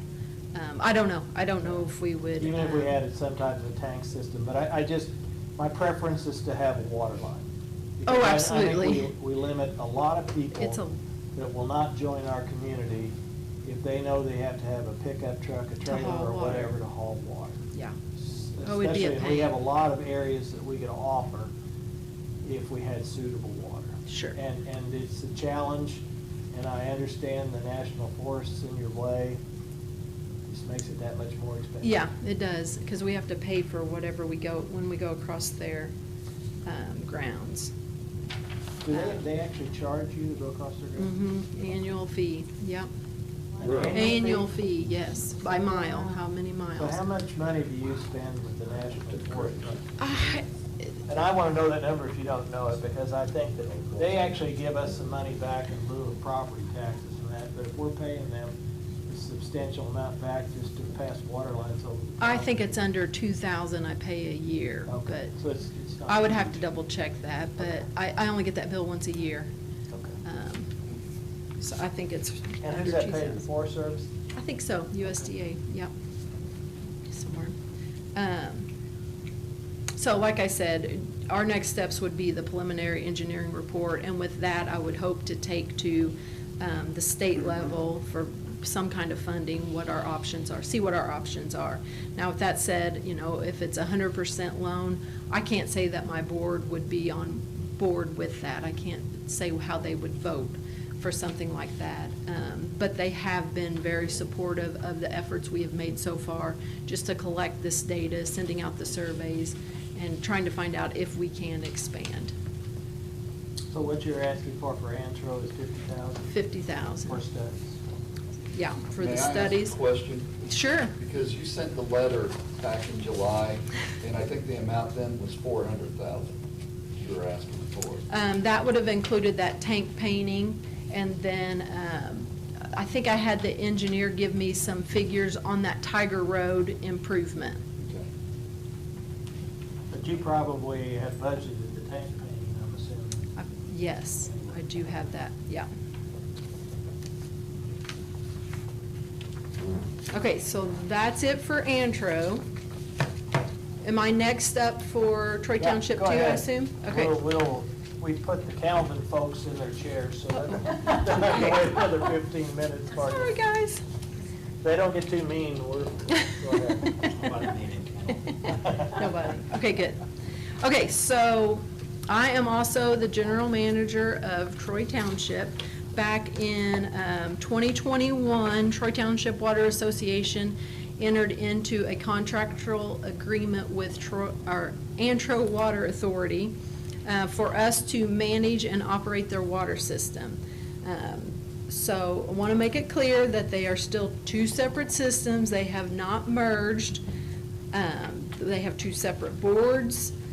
There's not somebody on one board that's on both boards, two separate boards, two sets of financial statements, two general ledgers, two billing systems, everything's separate. The only thing in common is my day-to-day operations that I oversee for Troy Township, and then our water operators also do the water testing, any repairs to their line, that stuff. Okay, so they have approximately 23 miles of water main that stretch through both Troy Township and Tobin Township. They serve 270 households, which is about 650 residents of Perry County. And I would love, love, love to share maps with you guys for Troy Township. However, they do not have a mapping system. So with that said, I want to add that they did have in 2021 a preliminary engineering study done for their system. And they had 8 number 1 priority items that they needed to address at that point. They had additional priority 2s and 3s, I believe it was, but the top 8 was staffing and operation, which we've completed by signing the contract, meter calibration and replacement, completed in 2022. We've replaced all residential meters. Distribution mapping was number 3. We still need that. We have not been able to address that need. Booster station condition, that we've got 1 booster station. It is in horrible condition. What we have been able to do so far is install a bypass around it so that if something goes down in that booster station, we can still supply water to the customers. We may have to ask Tell City to up their pressure to get water in our tank, but we've talked to them. It would be feasible to do while we repair anything that goes wrong in that pump station. And then we've also since then put a new roof on that substation. Priority number 5 was valve exercise and hydrant flushing program. We've started that since we've taken over. They've just added that to Antro's program that we now do. Cross connection control program, we have not been able to address that one yet. Emergency response plan, I was able to complete in 2022. And then non-revenue water, and it's a water loss audit, and I was able to complete that. I had to go back to 2019. I got that completed and certified. Every other year has to be certified, and I've kept current on those. I completed 2020 water loss audit, and then I completed 2021's, and I've had it certified. Okay, so they also had 4 priority number 2s that they identified, and those were the booster stations, 1 and 2, a standby power, where if we had power failure, we could plug in a generator. So they suggested that we put those in, install those. Secure the sites, I'm guessing that's just like a fence around tanks, that type of thing. And then a leak documentation program, which we would be able to do if we had a mapping system, because that's how we do. We document all of our repairs on our system for Antro through the mapping. We just have put a pinpoint on there anytime we do a repair. So that a mapping system would help there. Other priorities was asset inventory and management. I'm currently completing that for Antro Water Authority, and I can, once I'm done with it, I can replicate it for Troy Township. So I think we'll have that in place soon. Booster Station 2, the pipe conditions, which I mentioned earlier, we have installed the bypass around that to help keep them in service. Not the best fix, but it's all we could afford right now. And then another one was a SCADA system, which that's just computer system that controls, we are able to monitor the tank levels, what pumps are running. We can turn pumps on and off from a centralized location, that type of system. That we were able to piggyback on Antro Water's current existing SCADA system, so it eliminated quite a bit of cost by just adding their tanks and pump houses to our system. And then hydraulics modeling, they suggested that we get that done. And that I got an estimate on back in 2021 though, to be around $25,000 for that. And that's basically pressure within your system? Yeah. The volume of water you can push to it? Yeah, what the pressure is, who you could make it to, you know, if you need a pump to get to certain areas, regulator to reduce pressure, that type. It's above my head, but yeah.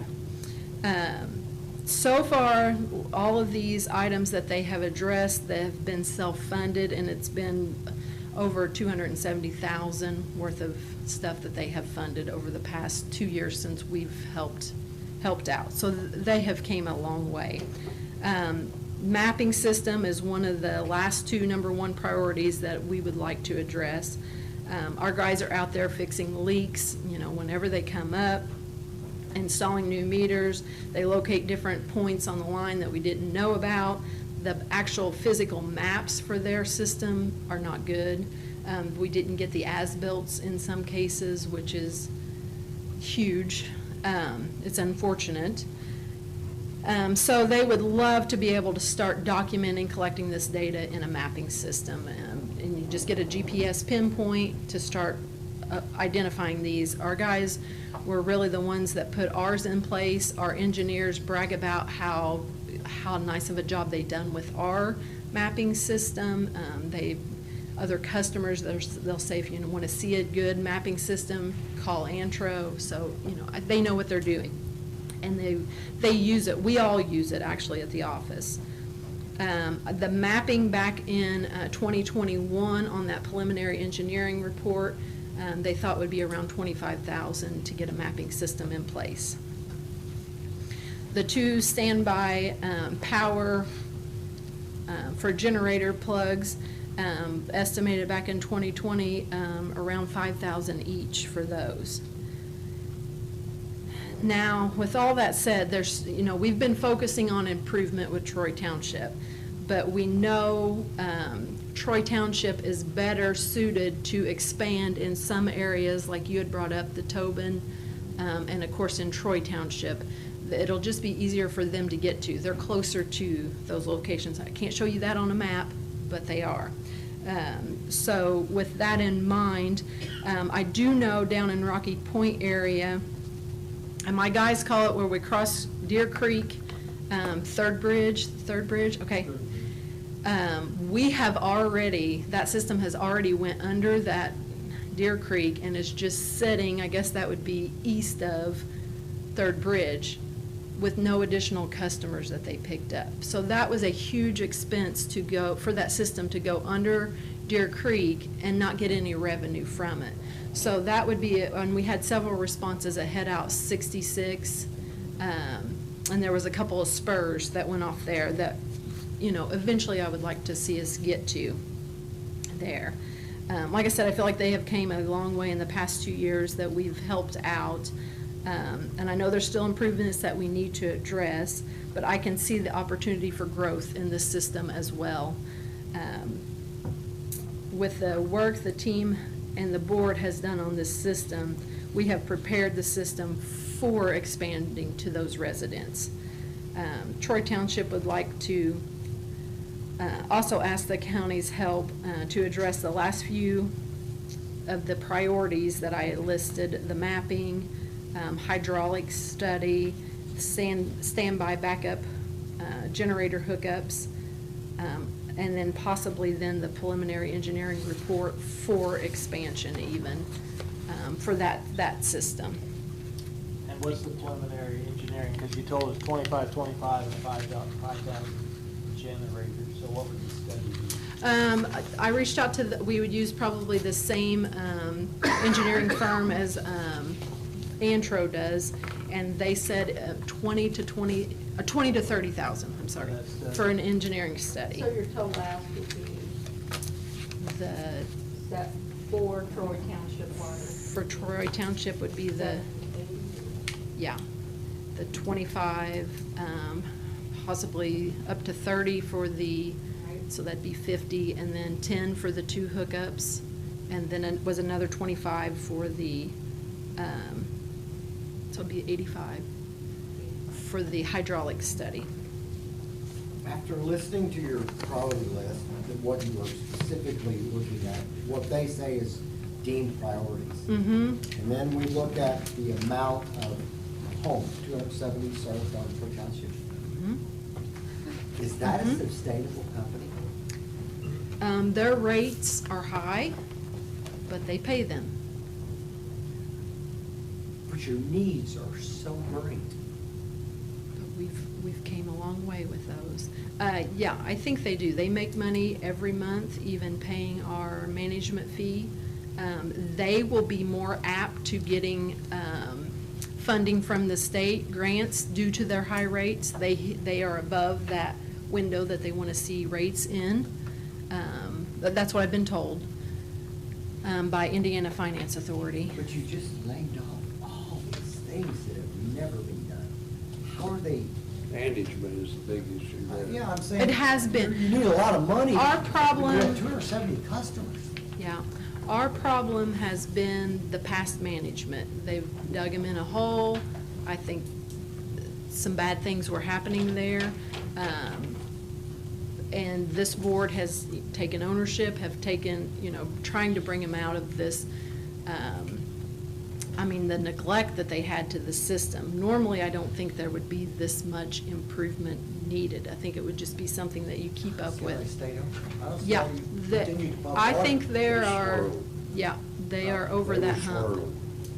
If they wouldn't have been some transfer of power. Yeah, the new board of directors have done some great things there. Yeah. Is that board of directors a volunteer group? Yes, they are, yes. Because I don't see. And it's a lot of time that they've spent. Fortunately, and I think they would agree, since Antro started managing, that time has been cut down drastically, that they've had to step in and help. Yes, they come in for their board meetings. I have everything prepared for them. It's much easier on them. We get them involved as we need to, of course, and then, they're just not, they were going out, turning off meters, if there was a leak, trying to figure out who they could get to come out and repair water mains. It was a lot of their time, yeah. Yeah. Okay, thank you for your time. Is there any more questions? Any more? Okay, great, thanks. Thank you. You guys get to finish her up. You ready for us? Yes, we are.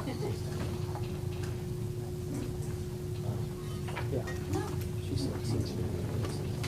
So, that's okay. 23 miles.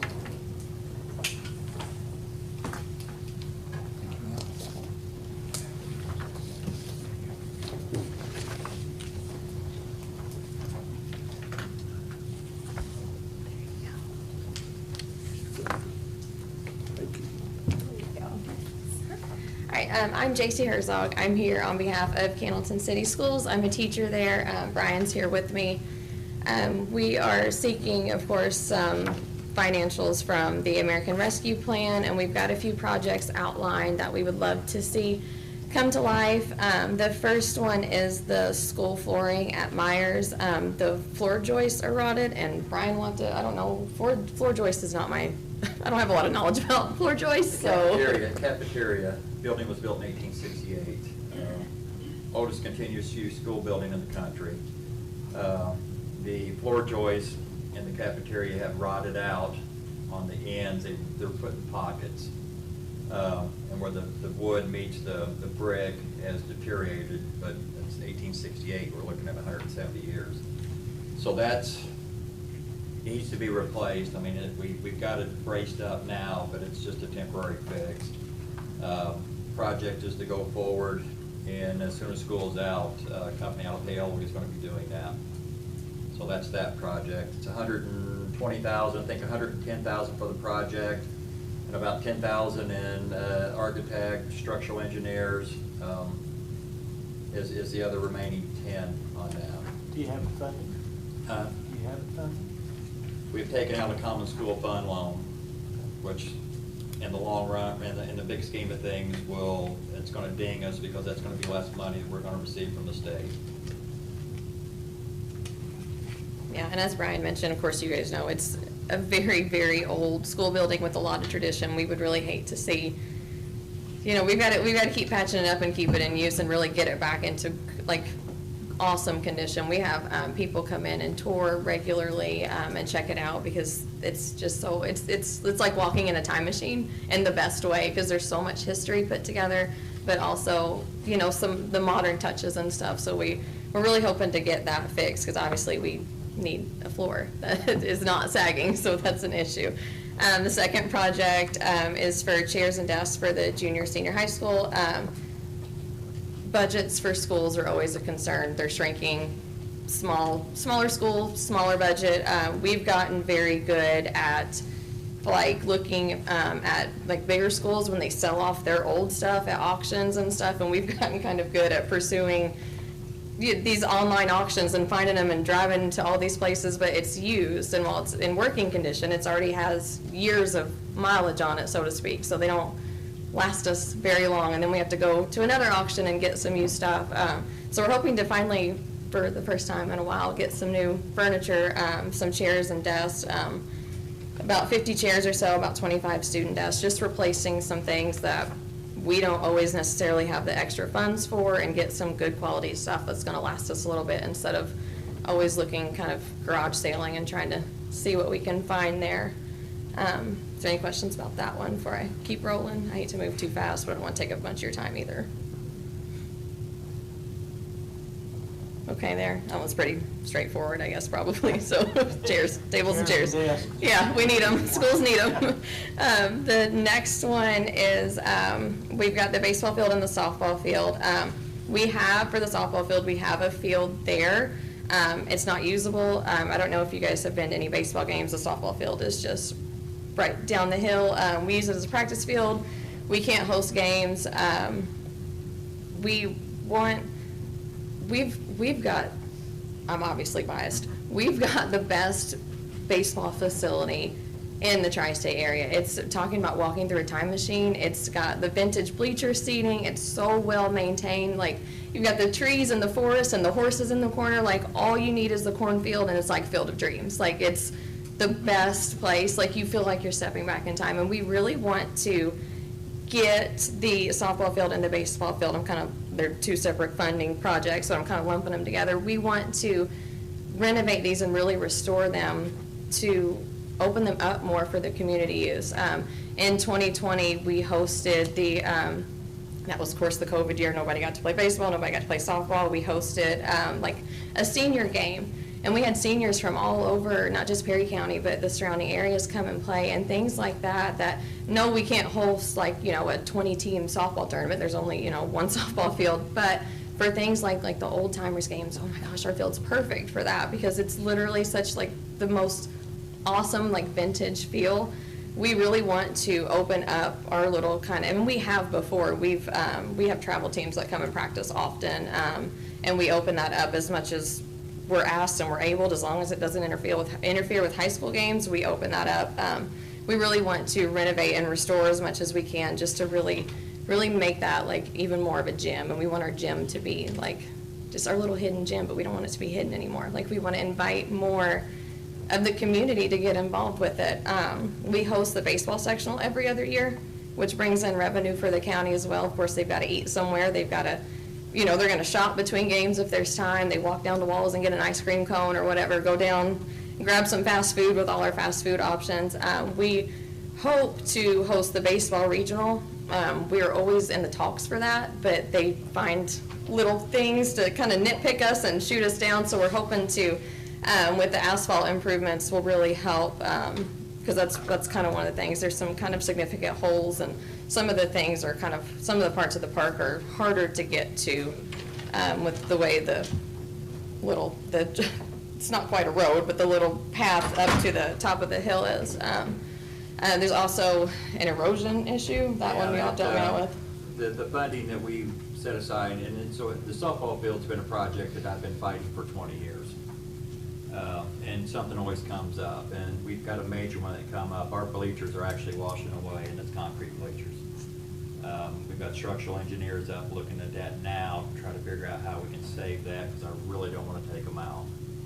And that's going to be a huge expense. So all the money we've had set aside for our softball field is now being spent on our baseball bleachers. So, things just, you're looking at buildings and facilities that were built, 1868, 1922 at the high school. Baseball field was built in the 40s. So you're looking at a lot of things that are just, over time, just starting to fall apart. And that bleacher project is going to be a big one. And that field was built by the government, correct? Yeah. What was that? WPA. WPA. The Works Project Administration. One thing, Brian, I'd suggest you check into, right now, there's some money available. It's really good. It's a preservation grant. Region 15 could make you aware of it. And what it is to preserve your schoolhouse would fit right into that. Okay. And it's competitive, but the match on it is you can get up to $500,000, and the match is $50,000. So it's a 10 cents on the dollar match, which is really a good program. So Right. I'd encourage you to reach out to them to see whether that's an option Okay. for fixing that old school building. Because we've got several other places that would be in a similar Right. situation. So, yeah, we've got quotes and things attached there. That's all I necessarily have, unless you guys have any more questions or anything, or. I'm assuming if we've got your funds broke down, I'm assuming if we came up with less money, you'd take it and patch some hole somewhere or someplace. Absolutely, yeah. Any help we can receive, obviously, is a huge help. So yes, definitely. We're used to making things work with what we've got and making the best of it. And Drove all over the country picking up stuff. Yeah. Rebounding machines in Kansas City, tables and chairs in Indianapolis. I mean, it's what we do. I mean, when you have very little funds, find a way to make it work. The community's working together. Yeah. That's important. Willing to put the effort out. thank you all so much for your time. I appreciate it. Thank you. That's our list for tonight. Now, the next thing, we need to pick another date, because we have, I know, 6 or 7 in the queue for another day of this. And one other thing we're gonna have to consider is the courthouse will be closed between now and November the 7th. This room. This room will, yeah. So if we wanna go someplace else, or About the annex.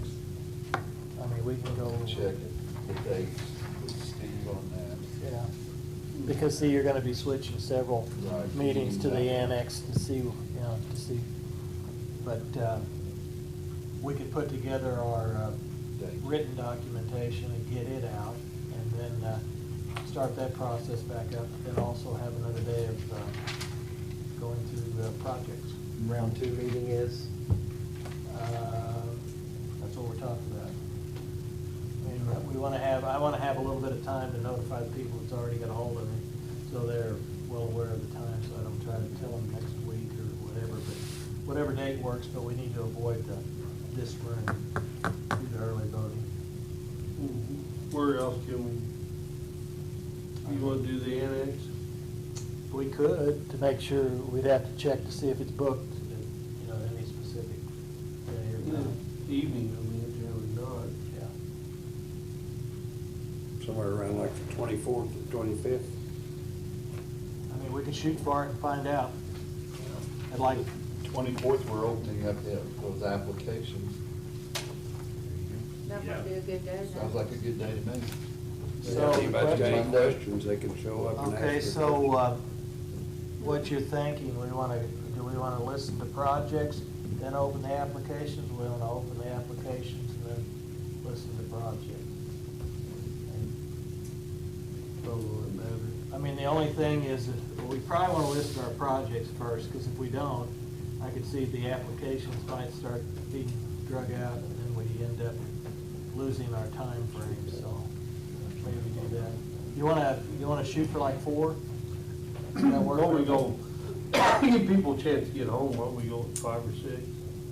Well, if we're gonna have people give presentations again, If we go from 4 to 6, then we're gonna have 8 of them. And I think I've got probably 6 right now. I'll be out of town that day. So, I want to talk to you, make sure that a couple that I've reached out to are on that list. We want to have enough time to hear all of them. it'd be nice, because this time here, we booked it, we've got a commission meeting here in 7 minutes. So, we're kind of at a wall. Yeah. Yep, do I need to come up here? I just got a couple questions.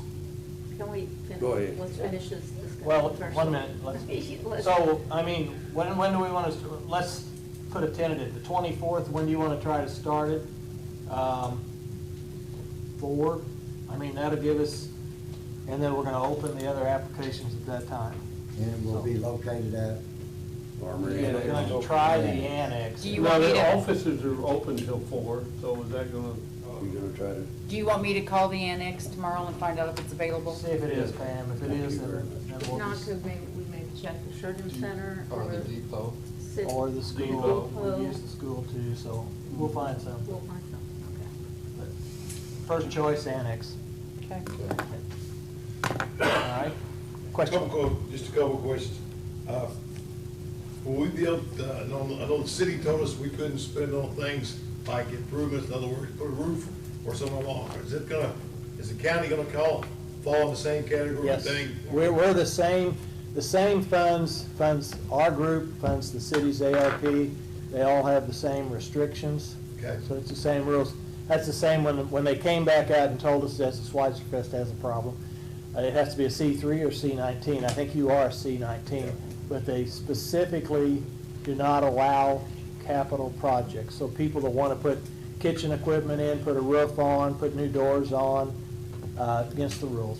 Okay. So that's one of the unfortunate things. We're And just those dealing. aren't our rules. Yeah. Those Right, are. I understand. Yeah. Okay. My last question, the city let us put a written application, but it was in a formal format and everything, and then when we had our workshop there, I asked the individual that was gonna grade them, and they accepted it. He said he would accept this, a written application. No, I mean, not like where we messed up, but all formal, we would have a formal, where they have the question, and we would have a VFW letterhead where they just formal typed out answer. That's we're gonna kind of follow what Tell City did. And see, one of the restrictions on this group again is you have to prove that you had a COVID pandemic related loss or it impacted you in some fashion. And that's in that small business, nonprofit. Now, the mental health separately, but those two categories are restricted by that. So that some way that you can document it, a written statement probably wouldn't work, but a tax statement or something like that. And I'm sure if they've reviewed yours, they probably said this works or this doesn't, because I think Baker Tilly did all of Tell City's reviews. So it's similar. We have to follow the same rules. Okay. Thank you. Just really quickly, will nonprofits that did not apply previously be allowed to apply? Absolutely. That's why we're doing it. We have some nonprofits that didn't provide all the necessary documentation for us to make a decision, and if they could not substantiate a loss pandemic related, then we didn't fund them. Now, if they can come back and provide documentation to represent that they actually did, then we're gonna consider them. And if a nonprofit did not apply? They're still open. We're not gonna sit there and make it exclusive just for those that did it the first round. We're still opening it back up to others, so. If we're done, motion to adjourn. So moved. Second, Second. all those in favor? Aye. Now we get to do it. Council meeting. Commissioner, I don't know where I'm at, Charlie. I walked all down my phone. I hope I feel I don't have something on the 24th on it. We'll have 100 calls. I had talking to Harry Invited back to your Spencer. next meeting, is that what I hear? I'll get invited back to your next meeting. I think your name